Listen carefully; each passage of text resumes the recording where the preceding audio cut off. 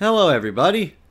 It's me, Alan V, host of The Last Word here on Chocobo Choke Slam, as well as radio personality for WSIN Radio, 1590 AM, and host of It's All Geek to Me, which you're obviously clicking on to listen to. This isn't a video blog or anything. I just wanted to give you a quick heads up. There are some recording issues with this particular episode or date. This is a recording from February 8th. It was my first show of the new semester / new season. It was our post Super Bowl or my sports episode. Our logger, which is our recording system / software, was cranked up way too loud, so we had a bunch of distorted audio. So we had to do a little bit of editing. The guy that pulls our stuff off, Jeremy, so I want to give him a shout out and thank him for all his good work in doing what he could, was able to get this for me despite the issues. So I wanted to do everybody a solid and just give them a heads up that the audio is a little distorted. It's perfectly listenable. It's just not up to what I would deem normal quality and what the station would deem normal quality for what we do. So I just wanted to give you a fair warning and apologize ahead of time. I will have last week's episode up as soon as I get a copy of it.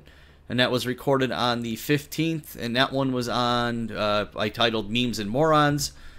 So, if you want to catch these live, they are available online on WSINradio.org. Or through the TuneIn app if you just type in WSIN or WSIN. The radio station is affiliated with Southern Connecticut State University. We are an actual radio station. We broadcast within the New Haven, Connecticut area through the AM station. My show is on every Thursday from 4 to 5 p.m. Eastern Standard Time. So if you want to catch me live, I'm happy to have you listening. Otherwise, I put these up on YouTube for everybody to catch up and enjoy. Take care, have a wonderful week, have a happy rest of your President's Day, and enjoy the show. Awesome, awesome, awesome, awesome. I don't necessarily need to be here for this. Can I? I'm gonna keep the headphones up. I'm awesome. No, you're not, dude. Don't lie. I'm awesome. I'm driving around in my mom's ride. I'm awesome. A quarter of my life gone by, and I met all my friends online. I'm awesome. I will run away. Ladies and gentlemen, and all points in between, it's me, Alan V, and welcome back to a new season of It's All Geek to Me here on WSIN Radio. All right, so as I come back on, a cacophony of chorus and choirs around the world and across the state are applauding and screaming hallelujah, and I'm back on the air, and why is my listenership now 0? I kid. I'm happy to be back for another season of the radio show here. We've had a crazy end of 2017 and a crazy start to 2018. There's a lot I wanted to talk about going into today, but what I'm going to talk about, obviously, is sports, because we are in an excellent time of the year for sports. But what I'm going to tell you right now is in the next couple of weeks, we're going to cover what I've dubbed memes and morons, and if I have time here at the end of the show today, I will lead you into that. And then the following week, we're going to talk about why video game addiction is utter nonsense, and clearly came up with by people who don't play video games or don't understand video games. So we're going to have a fun first few weeks of the show here. And again, It's All Geek to Me. I'm your host, Alan V, and this is WSIN Radio 1590. You can catch us online at WSINradio.org or through the TuneIn app on your iPhone or Android device. So again, I'm happy to be back. All right. So right now, we have the Winter Olympics coming up in the next couple of days. If you're not into sports, I'm sorry, today's going to be a little sport-oriented. I avoided sports all last semester because I like sports, and sports are easy to talk about for me. I wanted to try some other topics. But bear with me because this isn't going to be super, over-the-top sports, but it might be a little bit because I like stats and numbers, and a lot of things are happening. But the Olympics are coming up, and that's what I was trying to get into. If you're into sports or casually into sports, Winter Olympics are amazing. Not so much big on figure skating, though I got to give the movie Blades of Glory credit because it made figure skating actually something fun. If you're into figure skating, I'm not knocking it for you. It just does nothing for me. Of course, we have the Olympic hockey, and my personal favorite in the Winter Olympics is curling, because someone made a worldwide sport out of rolling a stone on ice and trying to stop it with brooms. It sounds like something homeless people came up with in the 1930s, but it's actually a lot of fun. I absolutely love the sport. It took me like 5 minutes to figure out what the rules were a few years ago, and I watch it every Olympics and whenever I have a chance. And the last I knew, a couple years ago, there is a curling club, I believe, in Bridgeport, Connecticut. I've not had the opportunity to check it out. If you live in the Bridgeport area, you might want to look into it. But, so, let me talk about, my weekend here. Saturday, I was over at my buddy Jan's house. Shout out to Jan if he's actually listening. And he threw an amazing 30th anniversary for Final Fantasy party. Everything was Final Fantasy themed. His wife made delicious cupcakes that the frosting was painted like some characters from the game, called Moogles. If you are a gamer or play Final Fantasy, that'll make sense. If not, they're little magic animal things. That's all you need to know. He took gumballs of different colors and labeled them materia, which is like magic in Final Fantasy. Now, I'm not a giant Final Fantasy nut. I'm more into Warcraft and Dungeons and Dragons. So we'll be talking about that in a couple weeks. But we had an awesome party where everything was themed around this game. And then, of course, Sunday was the big game, big party, everyone's favorite event. Thousands in the stadium, millions in America, and more millions around the world watching. And, of course, I am talking about the Puppy Bowl. Team Fluff managed to pull off an upset and take home the Lombardsky Trophy. No, of course I'm talking about the Super Bowl. Come on. And, wow, we had a really good game this year. Like, really good. Despite a few issues with the NFL, because it's the NFL, we had an amazing Super Bowl. Tom Brady set the all-time record for a Super Bowl with 505 yards passing. His defense set a record by just not showing up or playing.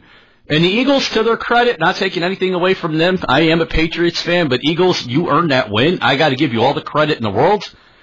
To the moron that's on Facebook that tried smuggling a seat from the stadium through the airport, you are really stupid. I hope they arrested you. Or I hope that picture's fake. But yeah, what a game. But I have one small question, and I'm not going to get into politics or anything, but the NFL said no to doing the veterans ad with them asking people kindly just to stand for the anthem. My very first show, I covered this issue. You know, if you want to hear the first episode, I do have it available on my YouTube channel, and if you go on YouTube and type in Chocobo Chokeslam, you will find my wrestling podcast, plus I've been uploading the radio shows I can get a copy of on there. They are dated. It'll be my very first one. I talked about sports as being geeky, that's why I'm covering it today, as video games and other things, and kind of touched in on my thoughts with the anthem and all that. I'm not rehashing that. I don't care. I don't have an issue whether they stand, sit, or do whatever. I'm more of just, I think people are more mad that the real world is being brought into their escapism, but that's kind of what I focused on then. So go listen to it. But we wouldn't have the veterans ad. But she allowed an ad for one of the largest cults in the entire world. I'm not saying what it is because I'm not going to cause any issues because they are also very sue-happy. But I'm a little confused that she didn't want to get into politics, NFL, even though you already did by allowing what was going on the field to begin with. And as a private entity, you have every right to take a stance or not take a stance. I support that. Again, go listen to that old episode on YouTube. I make that point there, too. But you're already in politics, whether you want to be or not.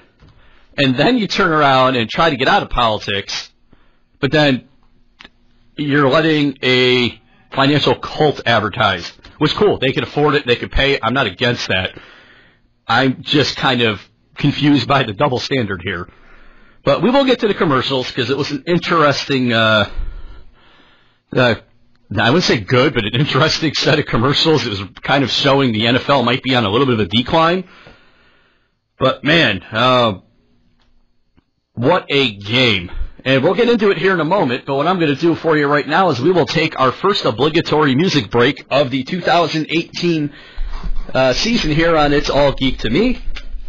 And what I'm going to play for you is a band called the Euclids, and the track is called She's a Hipster. And again, you are listening to It's All Geek to Me. I am Alan V. This is WSIN Radio 1590 AM.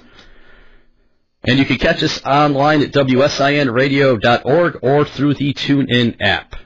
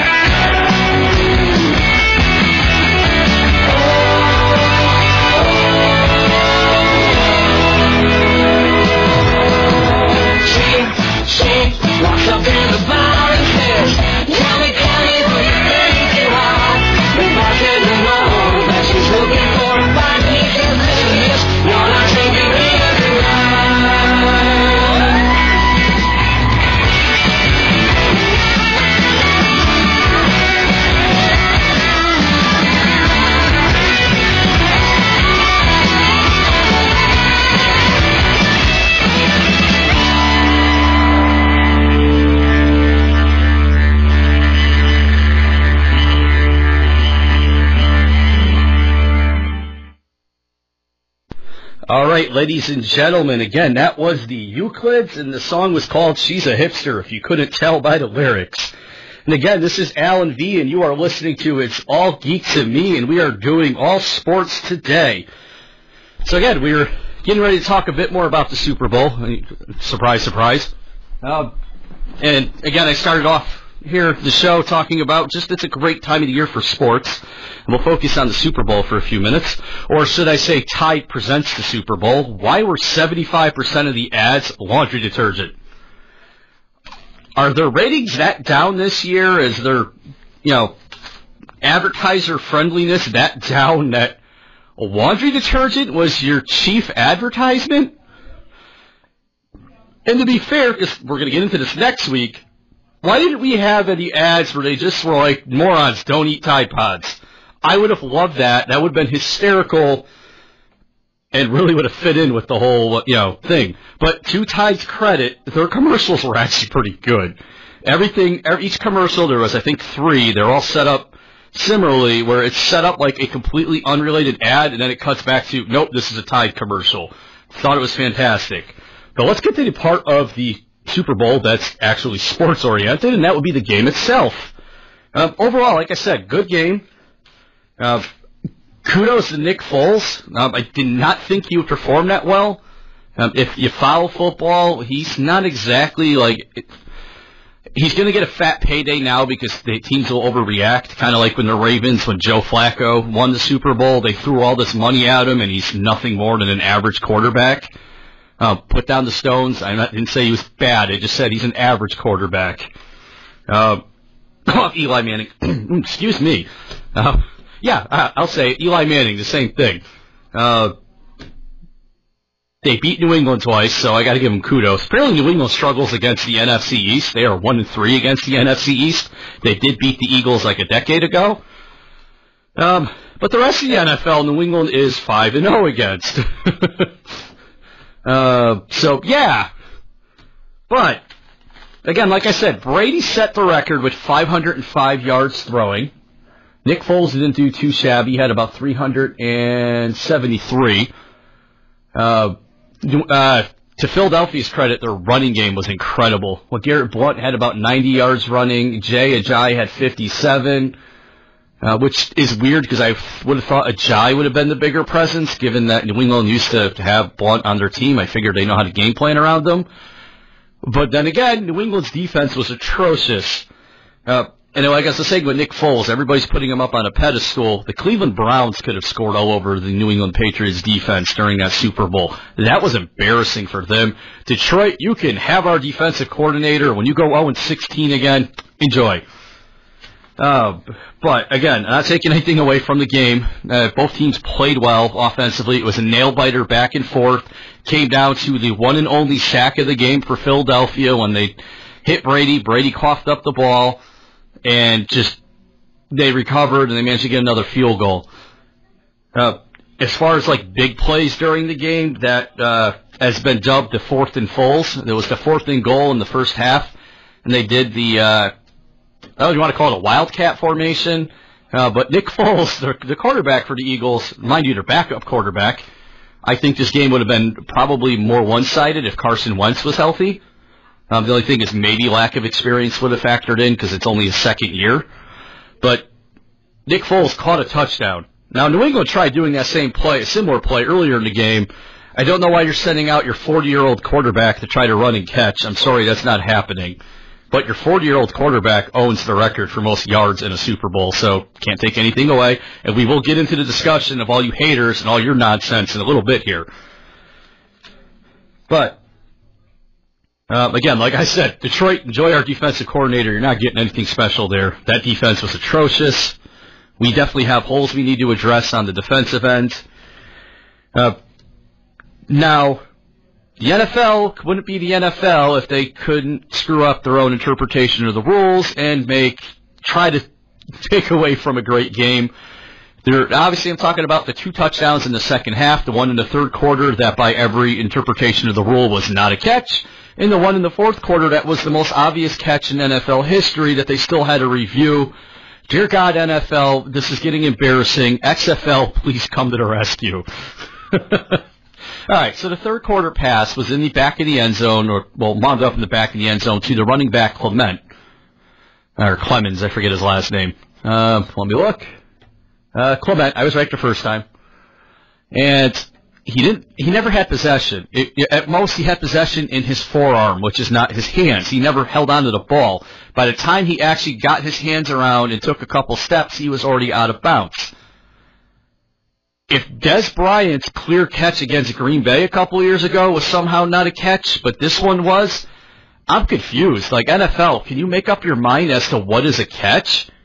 And then in the fourth quarter, he caught the ball. What's his name? I prepared, actually, and that was Zach Ertz was the tight end.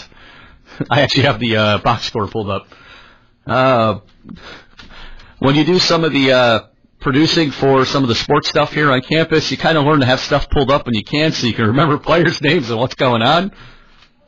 If you like my voice, tune in every so often. I tend to either be doing in producer here in the studio or eventually be down on the field, more so here with basketball season mid-bloom, and then, of course, when baseball season starts up, because baseball is awesome. I think football's more of our national pastime right now, whether baseball fans want to acknowledge that or not, but baseball will always hold a special place in my heart. I love the sport. But back to football. Zach Ertz had that catch, and I don't know what the Patriot defender was trying to do. It wasn't as bad as the play with, oh yeah, this happened while we were off the air for the holiday season. Remember the game with, what was it, Minnesota and New Orleans? When the New Orleans defender looked like he had a seizure and fell over and made no play whatsoever, and all he had to do was bump the receiver, and the receiver would have fell.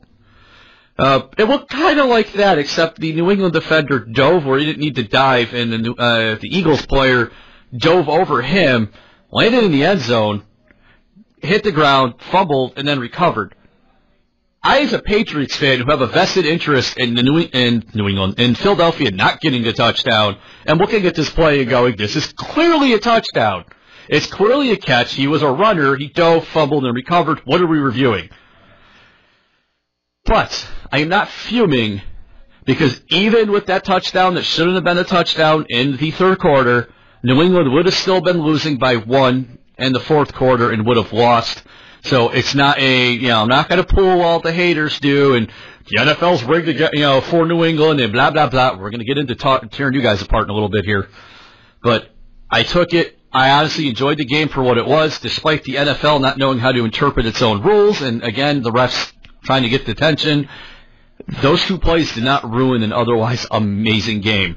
Now, looking over historically, the comeback from Atlanta is probably a more epic situation because it was a huge comeback. But this Super Bowl was the first in a while where the entire game was nail-biting and intense. A ton of back and forth. Nobody ever really got too far ahead. I think the Eagles, the largest lead they had was 10. But it was a lot of offense. There really wasn't a lot of defense on either side. New England, I don't think, ever punted the ball. They had a missed field goal, a missed extra point. Yeah, I don't know if Gostkowski's going to be back next season. He struggled early in the year for New England and then got hot and steady, and I think a lot of us as fans see these early mishaps and want to write the guy off. But as Scott Zolak, who's amazing on the radio, if you catch the New England football, if you're in the car and obviously can't watch it on CBS, I think he does a great job giving color commentary. He kind of chewed us out as fans saying, hey, the guy's been great overall. Why are we all complaining? But I don't know if he'll be back because, yeah, this wasn't kind of a downer year for Gostkowski. But who are you going to go sign? Are you going to go throw money at Janikowski, who's probably going to be a free agent? And we have bigger fish to fry in New England, like an entire defense. And the one other call I would say during the game that should have been made, but I understand why they didn't, was the hit to Brandon Cooks that nearly turned him into a vegetable. That should have been a helmet to helmet, but it did not look like it was intentional, or it looked more like Cooks was leaning over trying to come down with the ball or maintain possession and just happened to get blindsided by the defender. It was a bit different than the hit Church, the safety for Jacksonville, made on Gronkowski a couple of weeks before.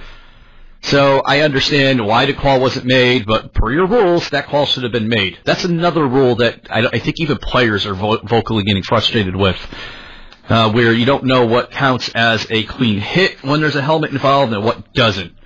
It is definitely frustrating, and and the NFL's acknowledged this, there are a few things they need to fix. I like the NFL. I don't like a lot of the politics going on, but I respect it and can appreciate it. I think Goodell is horrible as a commissioner compared to Adam Silver and some of the other commissioners around the different American sports leagues. And they gave Goodell a $200 million contract. Let that sink in. He is making $200 million to be bad at his job. But that's subjective. I could talk to someone else. Someone else in the studio here can come in and think he's doing a great job. So, it is what it is. But now, we talked a bit about the game and just the awesomeness that it was. And again, I can't emphasize as much as it hurt as a New England fan, as somebody that was watching Brady continue to cement his legacy as the greatest of all time. And we're segue. We're getting there. That fumble in the fourth quarter was amazing. I can't take anything away from Philly. Your defense didn't do much all game, but it showed up when you needed it. Meanwhile, New England, Harmon had a nice interception in the first half, and that was about it. No Malcolm Butler. So before I get into the GOAT argument and GOAT discussion with everybody, let's cover Malcolm Butler, because I had family asking. I didn't know what was going on during the game. Chris Collinsworth and Al Michaels didn't know what was going on. Apparently Chris Collinsworth thinks everything's not a catch, because, oh my goodness, that was getting annoying. I understand the two plays that were in question, but literally every other play, Collinsworth is questioning the call on the field. I'm like, you're not helping the product if you're constantly second-guessing the officials. At least do it when it makes sense, like those two reviewed touchdowns. Otherwise, shut up. But, when you're in the Super Bowl and the national stage, you want to talk. I would not shut up the entire game myself because it's the Super Bowl.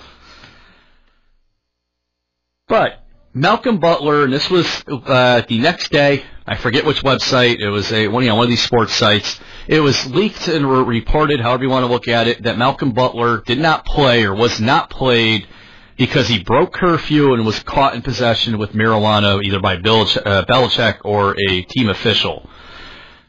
Butler's denied this. A lot of the team seems to be rallying behind him. It is what it is. Honestly, Butler, I think, was somebody who got paid a lot for making one big play. As I said, Nick Foles is going to get a stupid payday he shouldn't get, and same way Joe Flacco did. Butler got one from New England. Butler's now a free agent. I don't think he'll be back. I was kind of hoping he was still under contract so we can maybe trade him and get another second-round pick like we did for Garoppolo, because Butler is good, but I don't think this was really his best season. And when you're in a contract year and trying to argue that you deserve the money, that's kind of a big deal.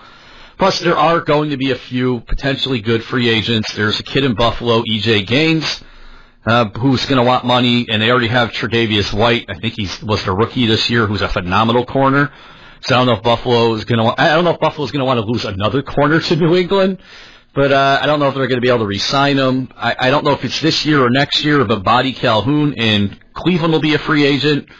That'll be a good signing. And then, veterans that are kind of at the tail end that are going to get cut to make room for rookies.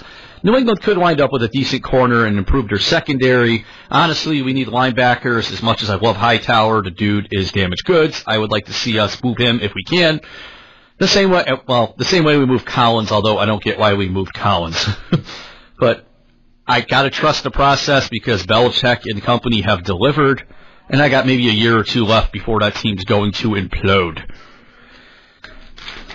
But let's segue to why Tom Brady is in fact the greatest of all time and why your childish, petulant, cheaters, screaming, crying, screeching arguments are nonsense. And I'm not joking. It's nonsense. The NFL, I'm sorry, I'm getting so tired of hearing this, and I know some of it's just ribbing, but it's got so ugly on Facebook with my friends, and I love the passion. I'm in geek groups for World of Warcraft, where you have Horde and Alliance, and we have the same tenacity towards each other that my sports friends do. I got a couple that are Pittsburgh Steelers fans. Hi, Eric. New York Giants fans, which are most of my aunts, uncles, and cousins, Jets fans, and so on. The NFL is not rigged in favor of New England Patriots. Will you shut up with that argument? In the game against Tennessee, they tried to overturn the first 3 scores, and I'm saying 3 because they scored twice. The first one was overturned, which, okay, I can go with. It was iffy call. But the NFL has been going after New England most of the postseason. And I'm not going to go on the route that they want New England to lose. I'm not going to go the other crazy side of the conspiracy theory here. I'm going to try to be in the middle. But at no point, these calls are not being made up to protect New England. Stop it. Just stop your whining. If your team loses, they lose. Against Jacksonville, the pass interference call at the end of the first half, I don't care if the CBS reporter disagreed. That was a correct call. It probably didn't need to be called, but it was still a correct call according to the rules. The hit to Gronk was an illegal helmet to head hit, was not intentional, and even Church, the safety, publicly apologized afterwards, saying, "I didn't mean to do it," and I believe him, because it's a lot of it is you're instinctively going to lean forward and you're going to hit somebody because you want to shoulder and wrap your arms around, and you're going to lead with your head. It's something that has been done that way for generations in football, and it's now a new thing not to. But the tuck rule, which I think, okay, that's not the Patriots' fault. That's the NFL being just the NFL. Like, we need to have a rule for the sake of rules. We can't just play the game. Years ago, when you had the snow and the plows came out, that wasn't cheating. You're the home team. The other team could have requested it. Don't know why in Buffalo, when they played Jacksonville, they didn't request that.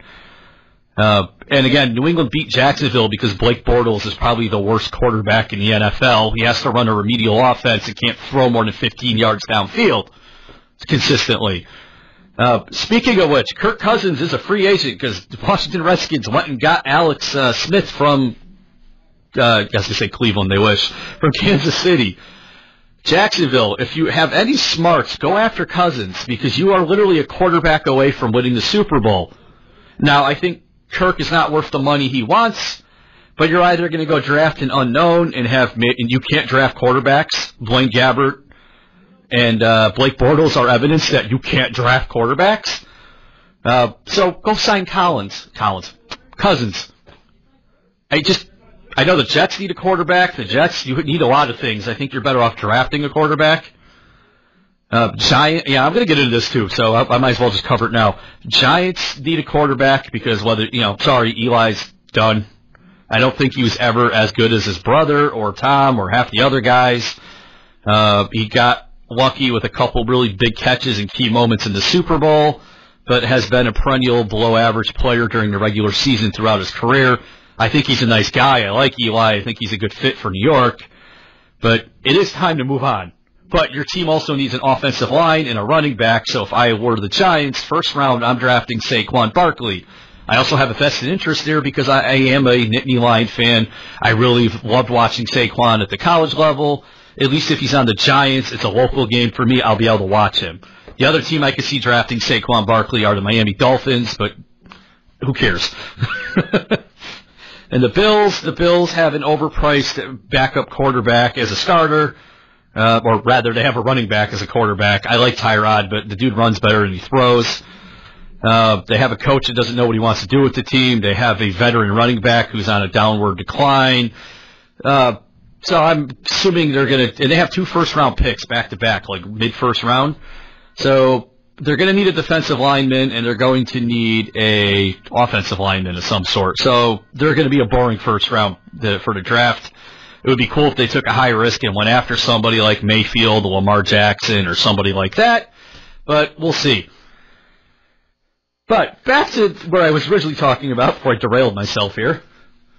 The arguments here with the NFL is rigged and why Tom Brady's not the greatest.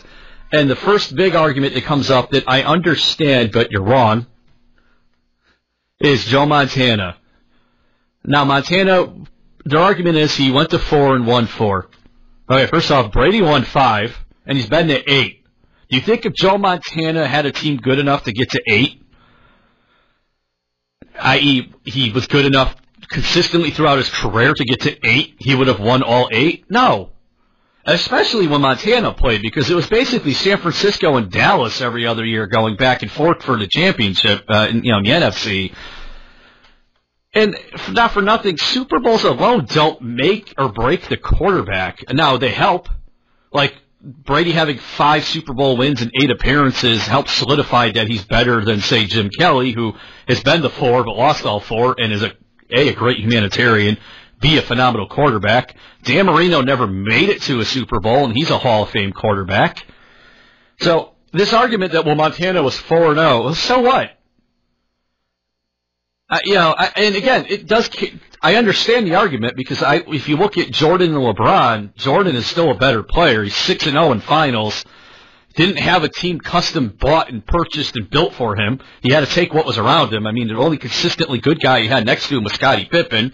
LeBron had Kyrie Irving and then decided I can't work with him because I can't win. And they went and downgraded. And then, newsflash, they traded the downgrade away today for the Lakers. Kudos to the Lakers. They just got a lot better and just put Lonzo Ball on the bench, so smart. I think Ish Thomas went to the Lakers. I'll double-check that because if I have time, I'm going to cover some of what's going on because it's trade deadline day. But Montana only played in 4. Great career, and Montana didn't even finish with the same team. Now, my argument right now remains to be seen. If New England does decide they want to move on from Brady and Brady goes and plays for like Arizona for a year, the argument I just made is irrelevant. But Montana got basically beat out by Steve Young, who was arguably just as good, if not better, in San Francisco. So, I mean, I would say Montana has a leg up, but that's a really tough fight, a tough argument. I like Montana, and not for nothing, Brady idolized Montana. So, again, no hate towards Montana and company. I wouldn't argue Brett Favre was better than Brady, even though Favre had great numbers.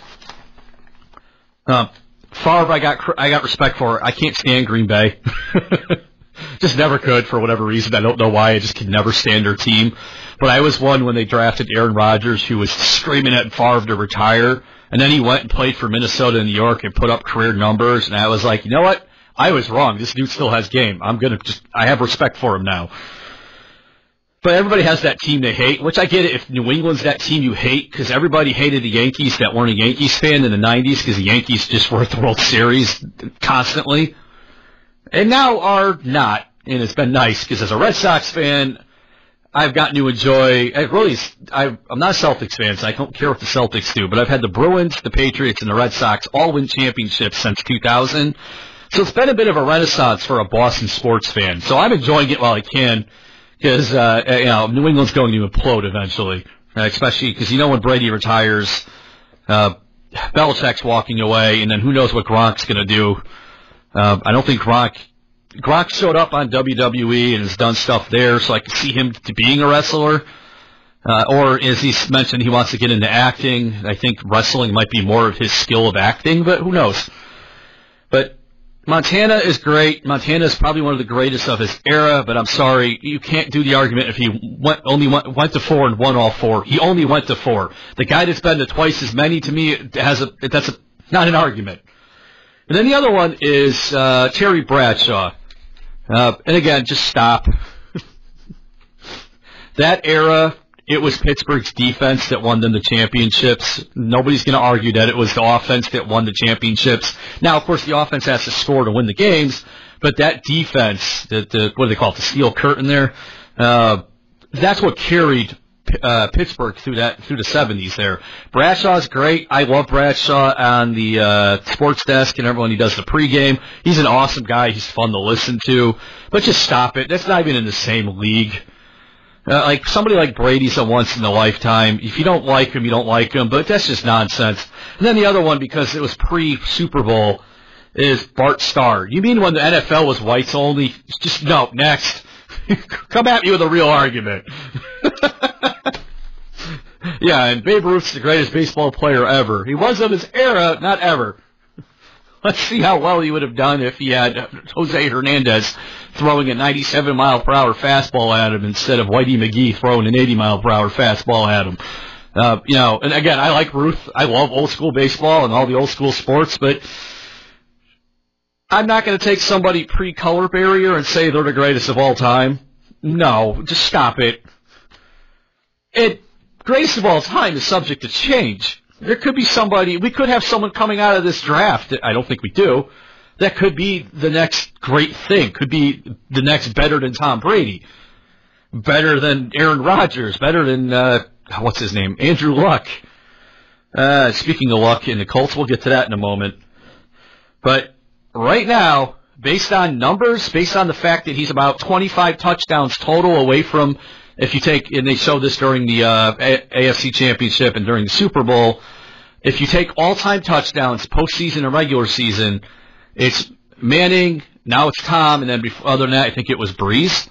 Tom's like 20 touchdown passes away from being the all-time touchdown leader.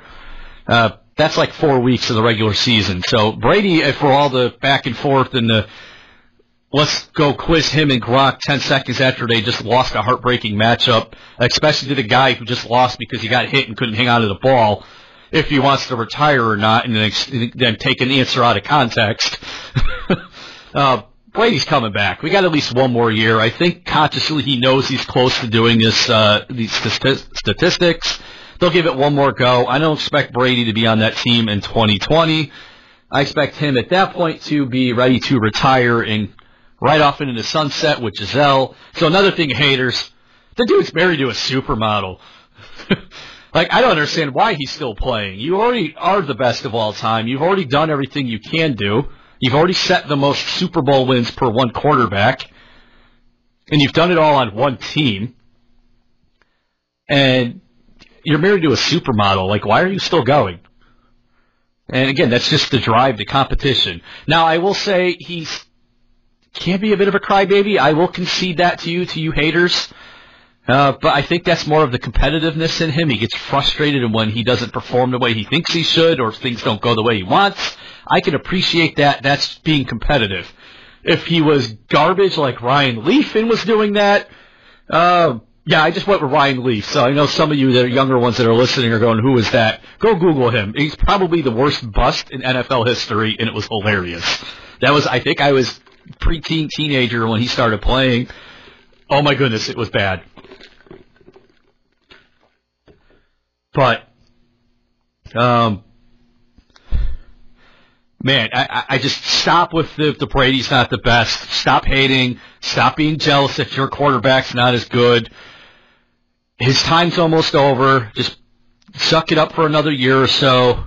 Patriots fans, enjoy it for another year or so. And then when our team has got another Scott Zolak type quarterback, and nothing against Zolak, but when he played, that team was atrocious, which is why it was such a big deal when we got Bledsoe. See, I'm not a bandwagon Patriots fan. I remember the team in the 90s when we had that ugly logo still. And it's weird, here in Connecticut, if those of you that are too young or those of you that aren't sports fans, I have a different take on this, but people will argue over this, so it's up to interpretation. There was a chance of New England moving to Connecticut in the 90s. It didn't happen, and then it was supposed to be their practice. What made me mad was their summer off-season practice facility was going to be over by Hamilton Park in Waterbury. I lived in Waterbury and grew up in Waterbury in the East End. I was maybe a 5-10 minute drive down Meriden Road to Hamilton Park. So I really wanted this. It didn't happen. But I look at it as Connecticut tried to use New England as bait to get UConn a Rentschler Field so they could eventually go Division I in college football. But that's a discussion for another day, another time, and would be fun to have with a group because everybody has their own insight or their own little pieces of knowledge they know. Some people really hate New England because of that. I don't think that's New England. I think that was the state trying to get the stadium built by the taxpayers. So, and then we have I don't know, maybe it's just me because go Southern football, but UConn's been kind of really bad at Division I the last few years. So I don't know why we built the stadium, but it is what it is. But let's go back to hear this stuff with the NFL rigging the league and all this just hoopla. Just shut up about Deflategate. Underinflated footballs did not give them a competitive advantage. If you remember, it was like 17-10 in that game against the Colts. And they found the deflated football, so to speak. They were like a half a pound PSI less, which is not that big of a deal. And then when they brought out properly inflated footballs, New England managed to win 45-17. So they did better with the properly inflated footballs. It just stopped. That's reaching. Even Spygate was pointless. Everybody, it's sports. Competition drives people to extremes to do different things, and this is something, and I'm a comm major, so it's something we're talking about in our class. Studies have shown that competition will drive people, unfortunately, to cheat sometimes. And I wouldn't call filming and learning the plays necessarily cheating, because any football team can go and watch the game that was broadcast on TV, and since you work in the league and you are a coach of whatever, you know what the hand signals are, stuff that I as a layman aren't going to know. Like, I'm not going to know what, baseball, it's no different, there we go. It's no different than stealing signals in baseball. If you look at the catcher long enough, you can figure out when he's signaling a fastball, a curveball, whatever.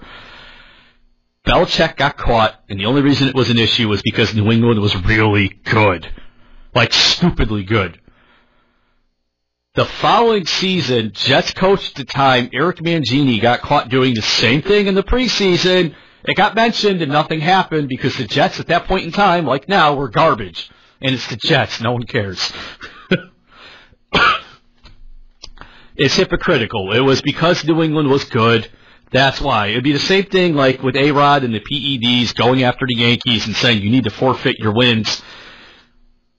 It's because the Yankees were good. If it happened now with the Yankees who are kind of meh, I mean, they're getting there. They're really getting there with getting Giancarlo Stanton. Which, side note, how is there no investigation of collusion when your former Hall of Fame shortstop buys the Miami Marlins and then trades you their best player for next to nothing? How is that not suspicious? My thought, maybe it's not against the rules in Major League Baseball, which it doesn't seem to be, but it just seems a little suspicious. But yeah, back to football here. Every team cheats. Every team does these things. You do it as kids on the playground. You try to figure out what your opponent's calling. You watch where they're pointing on the field. It's part of the competitive drive. The competition makes people look for an advantage. New England got caught. It was the same thing with New Orleans with Bountygate. You don't think every other team was like, hey, if we knock their court now, not now because of CTE, which, by the way, with all the flag stuff and everything else going on and the bad play calls, no one's talking about the thing they should be, which is the brain damage to players. So the NFL is still making out like a bandit in this situation. But, back in the day, everybody was like, hey, if you knock out, you think New Orleans was the only team that was giving somebody money to knock the opposing quarterback out for the game? It's not like they were saying go break his spine or end his career. It was just, hey, this guy's been difficult. We haven't been able to beat him. If one of you hits him hard enough to knock him down, and here's $25,000, or I'll buy you a bucket of lobsters. That type of thing. That's not like, oh my goodness, end of the world. We overreacted with Bountygate with New Orleans because they were good at the time. Again, I don't think it's a real issue. Major League Baseball had an issue where I think it was between the Astros and the Cardinals, one guy left one team to go work for the other. Well, the old team never changed their login credentials for their farm system and scouting. I think it was going from the Astros to the Cardinals. And then the new team, they gave them the info, and they were able to steal prospects and things like that. It happens. Every sport has these things happen. So, the Patriots are cheaters. Cheaters, cheatgate. Oh, New England cheaters. Oh, you work. Stop it. You sound like children. Every sport has this happen. They get caught. It's like, okay, fine. It's just you kind of pretend it doesn't happen, but it does happen. Your sports aren't squeaky clean. I mean, look at steroids. Look at the other stuff. I mean, a guy just got suspended in the Major League Baseball for 80 games for testing for bondestone or something like that, which is basically steroids for horses. So unless he was eating horse meat, or rather racing horse meat, he was injecting himself with bondestone. So his argument was, all I eat is meat, rice, and beans. And I'm like, well, are you eating racehorse meat every day? Because then you have an actual argument. Or, it could be false positive if those things happen. But if you really think a team like the NFL, where they missed the illegal hit on Brandon Cooks, can't figure out what a catch and not a catch is, can't figure out the difference between an intentional helmet-to-helmet and an incidental, can't figure out their own policies for what the players can and can't do on the field. You're not allowed to celebrate, but you're allowed to kneel. So, again, I don't have a problem with the kneeling. It's their right.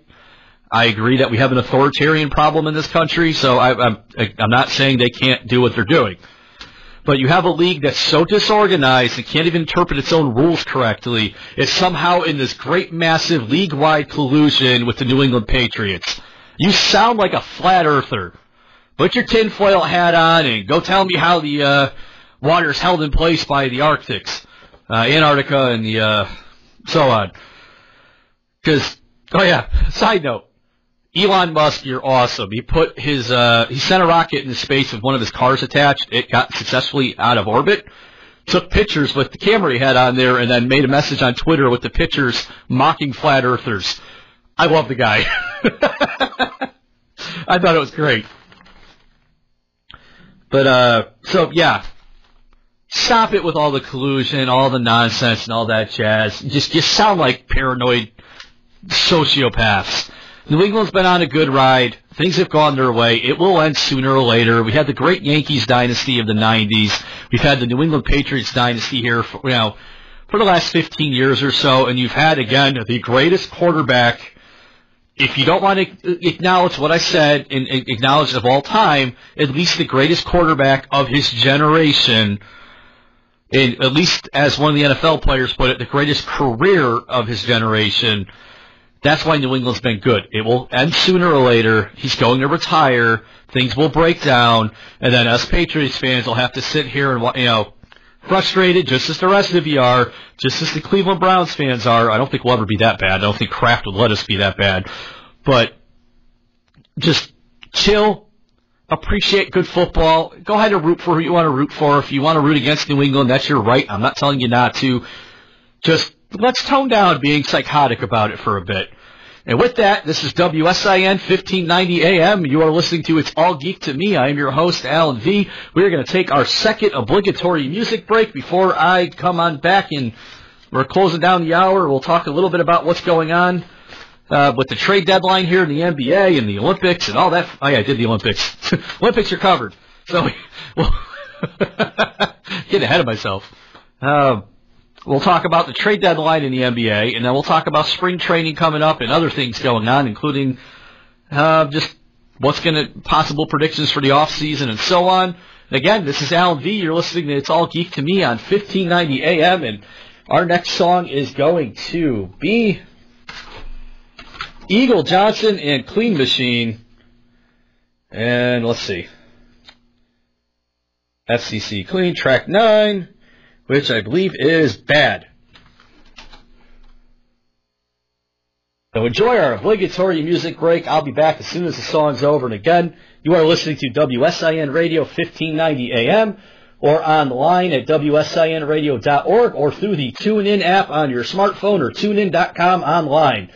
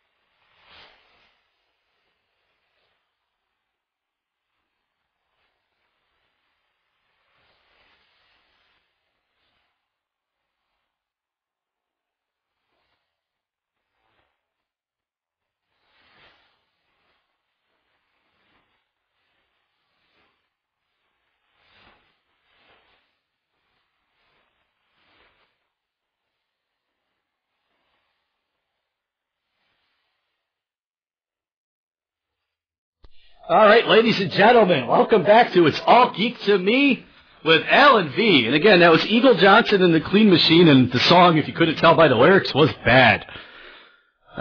Which, thankfully, the song wasn't bad, because I never know half the time what this music is, so. But that was our second obligatory music break of the show. We're just about running out of time. I want to give a quick shout-out. We have some overseas listeners here that have messaged me enjoying the show here in the cold and wet Netherlands. I want to give a shout-out to my sister Erica, my brother-in-law Fareed. Thank you for listening. And everybody at home, online, wherever you're listening to this show, you have options on what you can listen to, and I want to thank you very much for tuning in and giving me an hour of your time here this week and hopefully every week.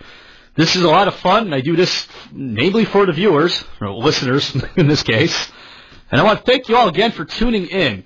But we're closing out the show tonight. I kind of covered what I think New England and the Giants and Jets and Bills are going to go after in the draft. Like I said, I could talk sports. I always try to do other topics because sports are easy for me. I kind of wanted to talk about why there's no MLS team in Connecticut given our demographic. I don't really have the time to do that here today. Maybe I'll do that another time because I do think as much as this state is a death trap for professional sports teams, given that we're between New York and Boston, I think soccer would really work here given our population. I.e., we have a large Portuguese and Albanian population. Both are cultures that are very pro-soccer.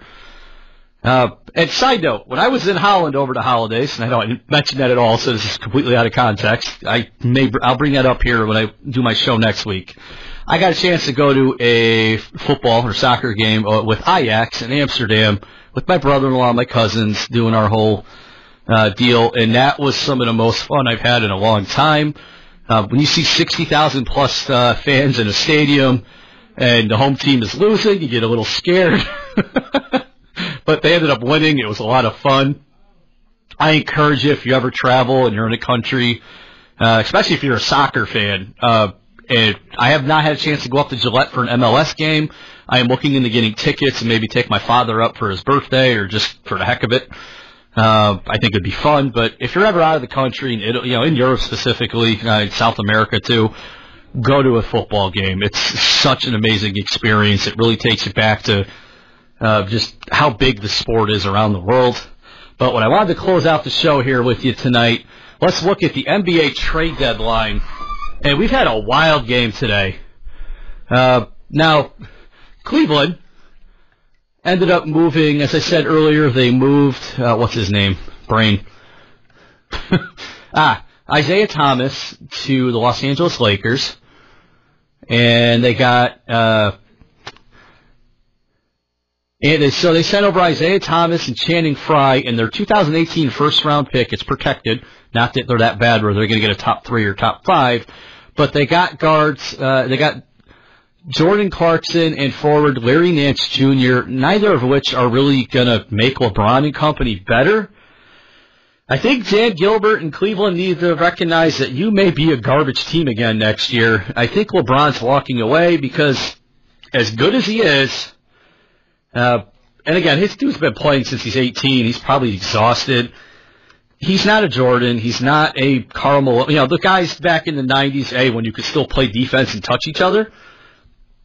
I unfortunately ran out of time to really talk about the difference in basketball. I can always do another sports show, and I probably will because this is a lot of fun. But I have a hunch LeBron's going to want to go somewhere where, again, they have a team built for him, which tells me he's not a Jordan, not a Magic Johnson, not these guys from the day where you didn't want to play together, you wanted to beat the guy. But to LeBron's credit, he's done enough of the trying to win, trying to carry everything. I think as his career winds down, he can step away from it. But it just, to me, says not Jordan, not a GOAT, or greatest of all time, if you don't know what that means. But that's a huge trade. Again, I don't know what they're thinking because it's a huge trade for the Lakers, but it, to me, does not make Cleveland immediately better. It may make them better over the next couple of years. So as of, that was done about 2:30 today. The last update here was about 4 o'clock. The Boston Celtics signed veteran center Greg Monroe, so that's actually a big pickup for Boston. So this has been a crazy trade deadline here for the NBA. There's been a bunch of small irrelevant trades. I'm going to be honest, I don't even know who half these players are, because a lot of them are bench players or guys drafted within the last year or two that really haven't made a giant impact, but are good off the bench and good what you call role players. They're not the star, but they're there to do a certain function and do it well. So this has been a very interesting day here today. And again, we have the Olympics coming up, pitchers and catchers report next week for Major League Baseball. Baseball's had an interesting thing this offseason where there's a lot of guys still unsigned. Most of them have Scott Boras as their agent, who seems to think a bunch of guys who are not worth it are worth $200 million a year. For those of you in the know, J.D. Martinez and Eric Hosmer are not worth that kind of money. They both got offered $100 million deals and turned it down.